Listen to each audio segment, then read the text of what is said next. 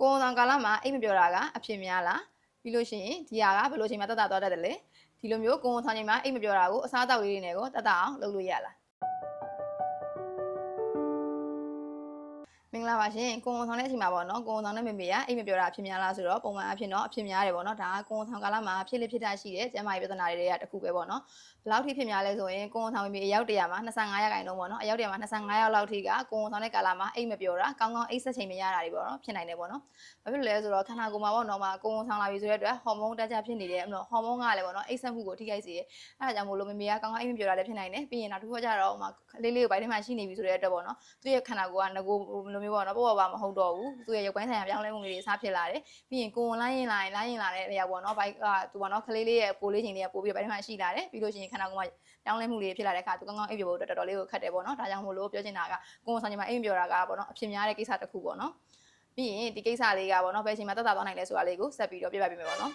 ်ကိုယ်ဆောင်ကာလရဲ့အိမ်မပြောတဲ့ကိစ္စပေါ့နော်ကိုယ်ဆောင်မမေတွေကိုယ်ဆောင်ရှိပြီဆိုတော့ပထမ3လပိုင်းမှာတွေကပေါ့နော်တော်တော်လေးကိုပြင်းပြင်းထန်ထန်ခံစားရတယ်အဲ့ကာလကအပြင်းထန်ဆုံးခံစားရတဲ့အခြေအနေပေါ့နော်ဒီထဲမှာလူနည်းစုပေါ့နော်မေမေတော်တော်များများအဲ့မှာ100ထဲမှာလုံးဝ percentage တော်တော်နည်းနည်းလေးကမှကိုယ်ဆောင်ဒုတိယ3လပိုင်းရောက်လာပြီဆိုလို့ရှိရင်ဒီအိမ်မပြောတဲ့ပြဿနာကတက်တာသွားတယ်လို့ပြောကြတယ်ပေါ့နော်ဒါပေမဲ့အများစုကတော့ကိုယ်ကတော့မီးဖွားပြီးွားတဲ့အချိန်မှာပဲဒီကိစ္စကတက်တာသွားကြတာများတယ်ပေါ့နော်ဘာဖြစ်လို့လဲဆိုတော့ကိုယ်ကလာရင်လာလေခန္ဓာကိုယ်ကပြောင်းလဲမှုတွေကများလာလေအိပ်ပျော်ဖို့ကပုတ်ခက်လာလေဖြစ်တယ်ပေါ့နော်ဒါကြောင့်မို့လို့လူနည်းစုကတော့ကိုယ်ဆောင်ရဲ့ဒုတိယ3လပိုင်းမှာတက်တာရဲဆိုပေမဲ့အားလုံးတော်တော်များများကတော့မီးဖွားပြီးွားတဲ့အချိန်မှာပဲဒီကိစ္စကတက်တာသွားကြတယ်ပေါ့နော်ဒီလိုမျိုးကိုယ်ဆောင်တဲ့ချိန်မှာပေါ့နော်အိမ်မပြောတဲ့ဥစ္စာကိုအစားအသောက်လေးတွေစားပြီးတော့ဖြည့်ရှင်းလို့ရတယ်အဲ့ဒါကဘာလဲဆိုတော့နှံစားသီးနှံပေါ့နော်ဥမာအုတ်ကြုံလိုအရာမျိုးတွေပြီးရင်ပါမုံညိုလိုဟာမျိုးတွေပေါ့နော်ဥမာဂျုံညမ်းပါမုတ်တွေအဲ့ဒါလေးတွေကိုလည်းစားပေးလို့ရတယ်ပြီးလို့ရှိရင်ကွေကာအုတ်ပေါ့နော်ကွေကာအုတ်ဆိုတာကအသင့်ဖြော်တဲ့ဟာမဟုတ်ဘဲနဲ့ဥမာစီရီရဲ့ဘက်ကိုတက်ဝယ်မယ်ပေါ့နော်ပြီးလို့ရှိလို့ရှိရင်ကိုကတော့ကိုနွားတို့ပူပူလေးနဲ့တောက်ပေးရကလည်းမိမိကိုအိပ်ပျော်သေးဖို့အတွက်ထောက်ကူပေးနိုင်တယ်ပေါ့နော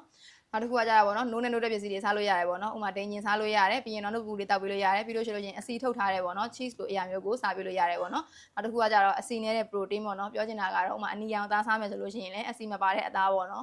်အသားကြီးပဲတည်တံ့စားပေးတင်တယ်ပေါ့နော်ဥမာကြက်သားစားမယ်ဆိုလို့ရှိရင်လည်းကြက်ကိုအရေးကိုမပါဘဲနဲ့စားပေးလို့ရတယ်လိုမျိုးစားပေးတာကလည်းကိုယ်ဆောင်တဲ့အချိန်မှာကောင်းကောင်းအိပ်ပျော်ဖို့ထောက်ကူပေးနိုင်တယ်ပေါ့နော်နောက်တစ်ခုကကြတော့အခွန်မာသီးတွေအစိအဆိုင်တွေစားပေးလို့ရတာဥမာမကဒေမီယာလိုဟာတွေစားပေးလို့ရတယ်တစ်ကြားသီးလိုရတယ်စားပေးလို့ရတယ်အစိအဆိုင်တွေဆိုလို့ရှိရင်ဘာဒန်ဆေးလိုအစိလေးတွေစားပေးလို့ရတယ်ပြီးလို့ရှိရင်နေကြဆေးဖယုံဆေးပေါ့နော်ရွှေဖယုံဆေးကိုစားပေးတာကလည်းပေါ့နော်မမေတွေကိုကိုယ်ဆောင်ချိန်မှာကောင်းကောင်းလေးအိပ်ပျော်သေးဖို့အတွက်ထောက်ကူပေးနိုင်ပါတယ်နော်ပြီးရင်နောက်တစ်ခုကကြတော့အစိမ်းရောင်ဟင်းသီးဟင်းလေးတွေစားပေးတာပေါ့နော်ဥမာအများကြီးတော့အလွန်ကြုံမဝင်တဲ့ဥမာတန်တက်ဖြည့်ပေးတယ်ဟင်းနုနယ်ရလိုအရာလေးတွေစားလို့ရတယ်နောက်ပြီးလို့ရှိရင်နောက်တစ်ခုကကြတော့ဥမာကစွန်းရယ်မုံဟင်းဒီလိုပေါ့နော်အစိမ်းရောင်ဟင်းသီးဟင်းလေးတွေကိုစားပေးလို့လည်းရပါတယ်နောက်ပြီးလို့ရှိရင်တော့တစ်သီးလေးတွေပုံမှန်နေ့စဉ်စားသုံးမှုမှာတစ်သီးလေးတွေပေါ့နော်မေမေအတွက်ပေါ့မှာသွေးချိုမှာကိုယ်ဆောင်စစ်ချိုရှိနေတဲ့မေမေဆိုရင်တော့တစ်သီးတွေအများနဲ့စားနေရအဆင်မပြေဘူးပေါ့နော်ဒီထဲမှာသွေးချိုအရန်ကိုမြင့်တက်သွားစေတာမျိုးမဖြစ်စေတဲ့တစ်သီးမျိုးလေးတွေကိုစားပေးလို့ရတယ်ဥမာလိမ္မော်သီးလိုအရာလေးစားပေးလို့ရတယ်ပေါ့နော်နောက်ပြီးလို့ရှိရင်ဥမာပန်းသီးဆိုလည်းပန်းသီးစိမ့်လိုအရာမျိုးကိုစားပေးလို့ရပါတယ်နော်ပြီးရင်နောက်တစ်ခါကျတော့ဘာလို့လဲဆိုရင်ရေအိုးဝတောက်ပေးတင်တာပေါ့နော်ကိုယ်ဆောင်တဲ့အချိန်မှာစီးခဏသွားရတာမျိုးဖြစ်နိုင်တယ်ပေါ့နော်ဘေဘီလေးကိုမေမေကဘိုင်ထဲမှာထားရတဲ့အတွက်ပေါ့နော်ဥမာစီးအိမ်ကိုဖိမိနေတဲ့အချိန်မှာမေမေကစီးခဏသွားခြင်းနဲ့ဒီလိုခဏထားသွားရတာကဒီလိုလေးပင်နေတဲ့အချိန်တွေမှာပေါ့နော်သွားလာတာအဆင်မပြေတဲ့အချိန်တွေဖြစ်နိုင်တယ်ဒါကြောင့်မို့လို့ရေတောက်နေသွားတာမျိုးလည်းဖြစ်နိုင်တယ်ပေါ့နော်အဲ့ဒါပဲရေတောက်နေတာကိုသတိထားပြီးတော့တနေ့မှာပေါ့နော်အနည်းဆုံး2လီတာလောက်တော့ပုံမှန်လေးတောက်ပေးပြီးတော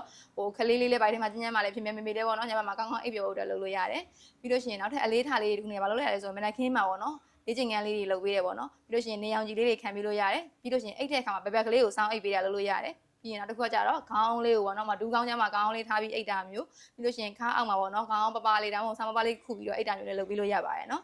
ပြီးတော့နောက်ဆုံးတစ်ခုမှာကျန်တာကဘာလဲဆိုတော့ကိုယ်ဆောင်မေမေနေနဲ့အိတ်မဲ့အိတ်ခမ်းလေးကိုပေါ့နော်ဥမာတက်ရက်ကလေးနဲ့တက်ဖြစ်နေအပူချိန်လေးထားစေခြင်းနဲ့ပေါ့နော်ပြီးလို့ရှိရင်ညဘက်အိတ်တဲ့ခါမှာအမှောင်လေးချပြီးတော့အိတ်စေခြင်းနဲ့ပေါ့နော်ဥမာမှောင်နေတဲ့အရာကကောင်းကောင်းအိတ်ဆက်စေဖို့အတွက်ပို့ပြီးတော့ထောက်ကူပေးတယ်ပြီးလို့ရှိရင်အိတ်ရရဲ့နှစ်ဘေးမှာပေါ့နော်ဖုန်းတွေကွန်ပျူတာလိုမျိုးအရာတွေပြီးရင်ညှစ်စစ်ပစ္စည်းတွေပါတစ်ခုမှမထားဘဲနဲ့အိတ်စေခြင်းနဲ့ပေါ့နော်ဒီနည်းလေးတွေကိုလိုက်နိုင်ပြီးတော့လုပ်ကြည့်မယ်ဆိုလို့ရှိရင်လည်းပေါ့နော်ကိုယ်ဆောင်ကာလမှာမေမေရဲ့အေးရေးပြတ်တဲ့ကိစ္စကိုတိုင်းတာတစ်ခုထိကာကွယ်ပေးနေမှာပေါ့နော်တကယ်လို့အေးရေးပြတ်တာကရက်ဆက်လာပြီးနေ့စဉ်တိုင်းမှာပေါ့နော်ခြေကုံလက်ပန်းကျနေတယ်မေမေအာယုံထိုက်ဖို့ခက်လာတယ်ပြီးလို့ရှိရင်သူ့ရဲ့နေ့စဉ်လုံးငန်းဆောင်တာတွေကမလုပ်ချင်တော့ဘူးအစားစားချင်တွေကပျောက်ဆုံးလာတာမျိုးဖြစ်နေပြီဆိုလို့ရှိရင်နော်